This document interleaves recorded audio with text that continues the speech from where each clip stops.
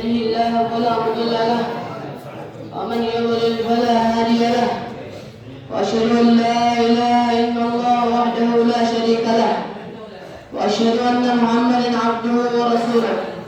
يا أيها الذين آمنوا اتقوا الله حق تقاته ولا تموتن إلا وأنتم مسلمون.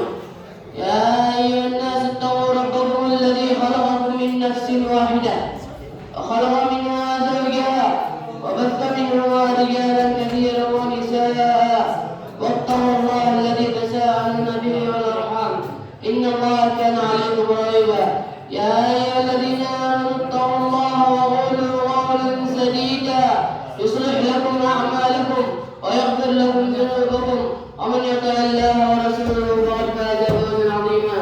أما بعد فإن خير الحديث كتاب الله وخير الهدي هدي محمد صلى الله عليه وسلم وشر الأمور محدثاتها وكل محدثة بدعة وكل بدعة ضلالة وكل ضلالة في النار. أجعلني الله وإياكم من البدع ومن الضلالة ومن النار.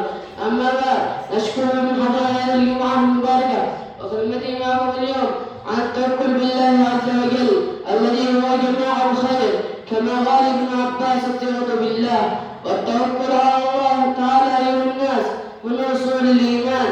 والتوكل على الله عمل من أعمال القلوب كما جاء عن الإمام أحمد إنه قال التوكل عمل من أعمال القلوب وأعمال القلوب أيها الناس توصل غدير هذا الإيمان وغم ريحاها وعلوه مدارها وحجر زاوية هذا الدين الذي بعث الله به الأنبياء والمرسلين.